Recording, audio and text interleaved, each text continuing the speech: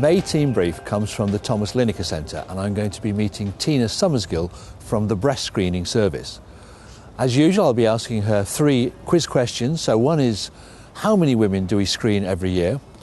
Second is, what's the age range for breast screening in Wigan nowadays?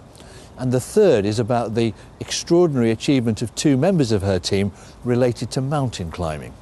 Of course, this is a new financial year, so we start off with a new set of corporate objectives. But the one on innovation is the same as last year, to spend £300,000 on innovative projects. Last year, the one that we chose was listening into action, which I think was money very well spent. And this year, we're going to be running a sort of Dragon's Den process to look for good ideas for innovation. It's been a difficult start to the year, probably caused by the significant pressures we've had on our acute care system. Although we haven't had any MRSA cases, we've had 6 of C. diff, 1 of MSSA and 2 of E. coli. And worst of all, our latest HSMR figure, which was for March, was 120.2. Now that's the highest monthly figure we've had for over 5 years. If you look at the C. diff chart now, you can see how we've improved for each of the last 3 years. But if you look in the bottom left-hand corner at that orange dot, that's the first month of this year, and you can see that it's higher than each of the previous 2 years. And now here's the mortality chart, which you can see, a very, very fine performance for 2 years, but that last month's figure is outstandingly high and something that's quite worrying. We had 9 infections in April, but the rest of the serious harms were very low. There was 1 pressure ulcer, no serious falls, no ventilator-acquired pneumonia, no central line infections and no never events. So the total for the month was 10 compared to the previous month of 9. Although we had no cases of MRSA in April, we have already had 1 in May. And I'm sorry to say that yet again, this is not a case of an infected patient, but a contaminated sample. So it's really important that everybody is up to date on the antiseptic non-touch technique for taking MRSA samples. Information is available from the infection control team.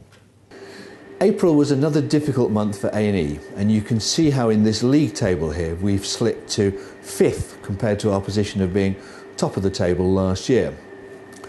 On finances, we were a little bit worse than expected, just 100,000 below the target surplus for the month, mostly because of less income than expected. But our CIP performance was good, just short of the target, and we spent £700,000 on capital in month, giving us a financial risk rating of 2. I've got 3 service transformation projects to report on. Firstly, on Rainbow Ward, where we're introducing the new automatically prepared case note system. Secondly, on long-term conditions, where we've had a major patient event with over 370 members of the public coming along to talk about the new integrated neighbourhood teams. And thirdly, we're relaunching the 10 Grand Challenge. This is where we're looking to particularly clinical staff to give us ideas of how we can save £10,000 without reducing quality. On the service and site investment front, 2 main projects. The Hanover building has now been handed over and some of the services are beginning to move into the new building. Also at Wrightington, the works have started on creating the new utilities supplies. And on IM&T, we're in the middle of the major procurement of a new system with expressions of interest being sought and the bidders having to present their cases at the beginning of July. So here is some of the fantastic new sophisticated equipment that was provided for us by Debbie Dowie in conjunction with 3 Wishes at a major fundraising event earlier on this year. The caring side of the presentation, I want to talk about the Family and Friends test, which goes live in June. Now, unfortunately, last month we had 120 less returns than the previous one.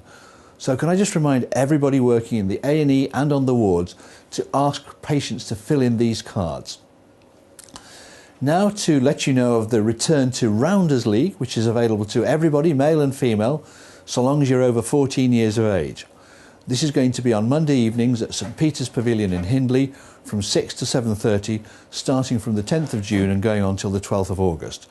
For further details, you can see the contact here through Richard Smith. The Employee of the Month is Sue Dennett, and congratulations to her.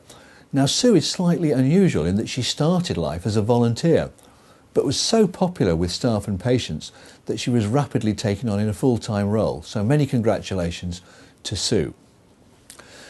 Now, social media is something that I have come to late in life, and I'd like to invite you to join too. It's in fact incredibly easy, and you can just go onto www.twitter.com and that shows you how to get on in less than 2 minutes.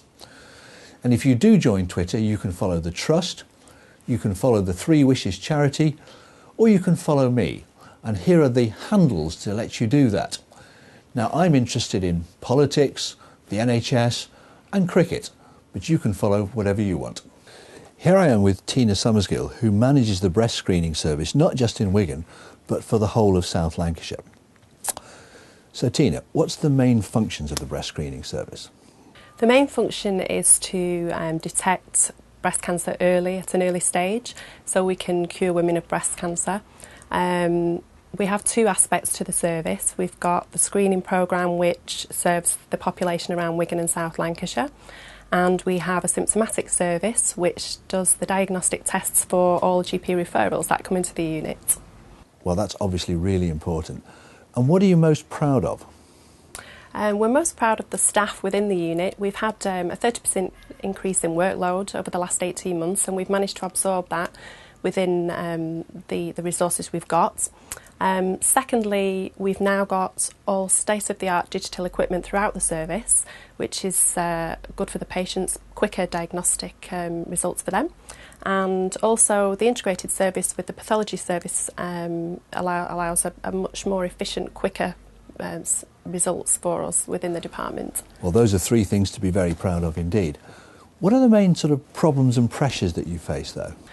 One of the main problems is the poor uptake in the younger age range that we screen, and we need to try and promote that breast screening saves lives.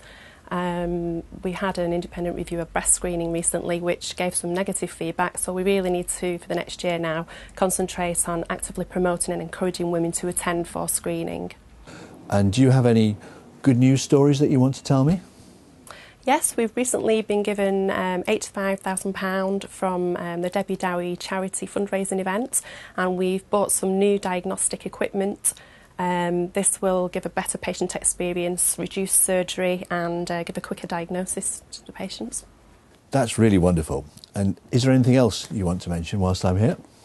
Yes, we've recently started a breast family history service, and this is open to all women who have family with a risk of breast cancer, and they can be risk assessed. This is led by the breast care nurses and is open to all sort of choose and book within the hospital. And finally, the three quiz questions. First of all, how many women do we screen in a year? We screen approximately 33,000 women a year. Secondly, what are the ages that we start and finish screening at? We start at 47 to 73 for the screening programme, and for symptomatic it's above 40 plus. And finally, what's this about somebody in your team that's done something remarkable in mountaineering? We've recently had 2 members of staff who did the trek to Everest Base Camp in November, and they raised £2,400 for breakthrough breast cancer and the hospice.